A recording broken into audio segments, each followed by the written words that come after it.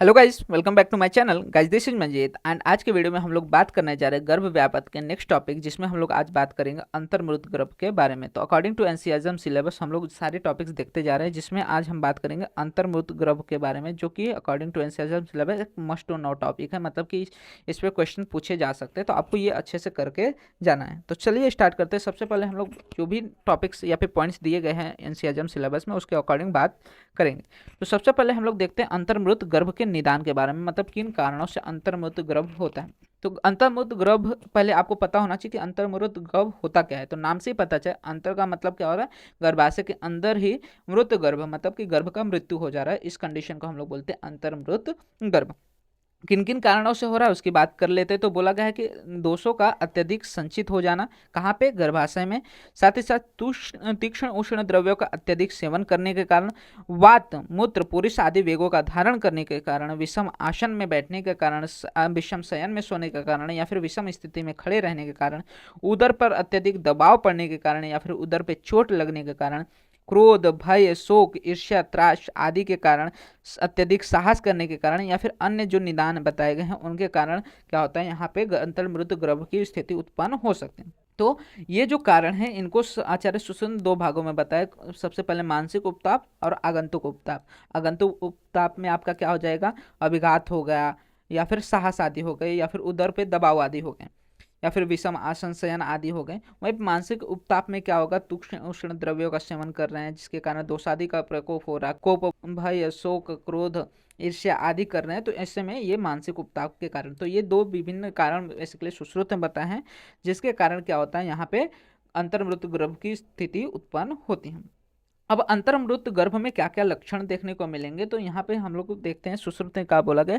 गर्भ अस्पंदनम आविनः प्रणास स्याव पांडुता भवत्य उक्ष्वास पुतित्वम शूलम च अंतर्मृत शिशु। मतलब क्या क्या बोला है उन्होंने कि जो मृत गर्भ स्त्री है उसका उदर स्तिमित रहता है, स्तब्ध रहता है, तना हुआ रहता है, शीतल या फिर असमांतर्गत सतीश होता है। मतलब असमांतर्गत मतलब क्या, कि पत्थर के समान वो सदृश रहता है। ठीक है। वहीं पे बोला गया गर्भ में स्पंदन नहीं होता, गर्भ में अत्यधिक वेदना देखने को मिलती है, आदि का प्रारंभ नहीं होता, योनि से स्राव नहीं होता, साथ ही साथ नेत्र स्त्रत आदि शिथिल हो जाते हैं, तथा तम प्रतीति होती है, व्यथा होता है, भ्रम होता है, श्वास में पीड़ा देखने को मिलता है, श्वास में कष्टता देखने को मिलते थे, अत्यधिक पीड़ा होती है, कुछ उदर पार्श्व आदि में पीड़ा देखने को मिलती है, और मल मूत्र आदि के वेगों की उपस्थिति नहीं होती, मतलब मल मूत्र आदि के वेग अच्छे से नहीं आते। तो इन सभी ये सारे लक्षण हमें किसमें देखने को मिलते हैं, अंतर्मृत गर्भ में।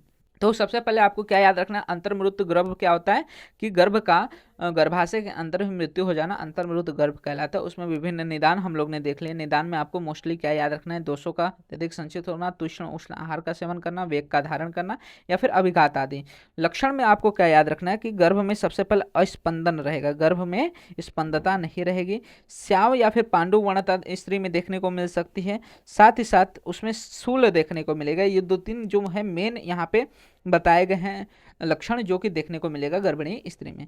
अब इसकी चिकित्सा किस प्रकार से करेंगे, तो चिकित्सा में आपको सिद्धांत क्या बताया गया, किस तरह से इसका चिकित्सा सिद्धांत होने वाला, कि जरायु पतनार्थ कर्म करना चाहिए। क्योंकि इसमें कहा रहा है कि मृत गर्भ की मृत्यु हो सके तो उसको अंदर रख के कोई मतलब नहीं, तो उसको बाहर निकालने के लिए अपरा पतन में जो बताए गए चिकित्सा है उसका कोशिश करना चाहिए, जिससे अपरा के साथ जो हमारा गर्भ है वो भी बाहर निष्क्रमित हो जाए। उसके बाद संशमन चिकित्सा करें, वेदना आदि के शमन के लिए अथर्ववेद में जो वर्णित मंत्र आदि कर्म है उसका सेवन करेंगे, मतलब मंत्र चिकित्सा करने के लिए बोला गया है। और अनुभवी जो शल्य है, शल्य करता है, उसके द्वारा शल्य का आहरण करें, मतलब जो भी अंदर चीजें हैं उसको बाहर निकालने के लिए प्रयत्न करना चाहिए। तो चिकित्सा में अच्छे से देख लेते हैं क्या क्या चिकित्सा है। तो आम गर्भ स्त्री का शल्य निकलने के बाद, मतलब कि एक बार वो गर्भपतन हो गया, बाहर निकल गया, तो ऐसे में गर्भ की सुष्टि या फिर विशुद्धि के लिए, या फिर अर्थि विस्मरण या फिर प्रहर्षण हेतु सूरा, सिधु, अरिष्ट, मधु, मदिरा, आसव आदि या फिर मद्य का स्त्री के सामर्थ्य के अनुसार पान कराना चाहिए। ठीक है। मतलब कि एक बार क्या हुआ, गर्भ बाहर निकल गया, गर्भ का पतन हो गया, जो मृत गर्भ था बाहर आ गया शल्य कर्म के द्वारा, तो ऐसे के बाद जो कोष्ठ है उसकी शुद्धि करनी चाहिए, और जो वेदना हो रही है उसको भुलाने के लिए या फिर प्रहर्षण करने के लिए सूरा आदि या फिर मद्य का सेवन स्त्री को उसके सामर्थ्य के अनुसार कराना चाहिए। इसके बाद बोला गया है कि दोष एवं धातु के क्लेद का विशेषण होने तक बल्य वृहण एवं स्नेह रहित यवागों का पान कराना चाहिए एवं दीपनीय गण जीवनीय गण वृहणी गण मधुर एवं वातहर द्रव्यों से साधित स्नेह का पान स्नेह बस्ती एवं आहार विहार आदि द्रव्यों का स्नेह के साथ प्रयोग करना चाहिए, क्योंकि इस समय क्या हुआ है, वात की वृद्धि अत्यधिक है, तो वात विपरीत गुणों का सेवन यहाँ पे करने के लिए बोला गया है। बोला गया परिपक्व गर्भशल्य निकलने के बाद गर्भशल्य से विमुक्त होने के दिन ही स्नेह का प्रयोग करें। ठीक है, क्या बोला गया है कि एक बार गर्भ निकल गया, परिपक्व गर्भ जो है शल्य कर्म के द्वारा बाहर निकल गया, या फिर जो भी शल्य अंदर थे, जो भी कंटेंट अंदर थे, एक बार बाहर निकल गए तो उसके बाद क्या करें, स्नेह का प्रयोग इसमें मुख्य बताया गया। तो अंतर्मुक्त गर्भ में इतना ही था। अंतर्मुक्त गर्भ में आपको सबसे मेन इंपॉर्टेंट क्या है, यहाँ पे चिकित्सा आपको याद होना चाहिए, और सारी चीज़ें आप अपने से लिख सकते हैं कि विभिन्न निदान में वही अगेन उष्ण तिशा आहार विहार में एक ये सारी चीज़ें लिख सकते हैं। लक्षण में भी आप लिख सकते हैं कि अगर मृत्यु हो गई है गर्भ की तो कुछ ही का कुछ ही बढ़ेगी नहीं, कुछ ही का जो साइज है वो नहीं बढ़ेगा, उसके बाद गर्भ स्पंदन नहीं करेगा, या फिर कोई भी लक्षण नहीं देखेंगे गर्भ के स्पंदन आदि जो लक्षण होते हैं, गर्भ के जो हार्ट साउंड होते हैं वो देखने को नहीं मिले।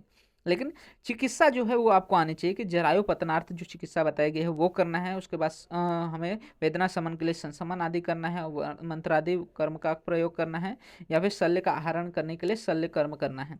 और शल्य कर्म हो जाने के बाद मधुर औषधि आदि का सेवन करना है और मदिरा आदि का सेवन करना है, ताकि जो वेदना हो रही है, शूल हो रही है, उसका शमन किया जा सके। तो ये सारी चीज़ें हमें देखने को मिलती है विद इन द अंतर्मृत गर्भ। तो होप आपको सारी चीज़ें रिलेटेड टू अंतर्मुक्त गर्भ क्लियर हो गई होंगे। इसके रिलेटेड कोई भी डाउट रहता है आप कमेंट सेक्शन में मेंशन कर सकते हैं, मैं ट्राई करूंगा फर्दर वीडियोस में उसको और अच्छे से समझा सकूं।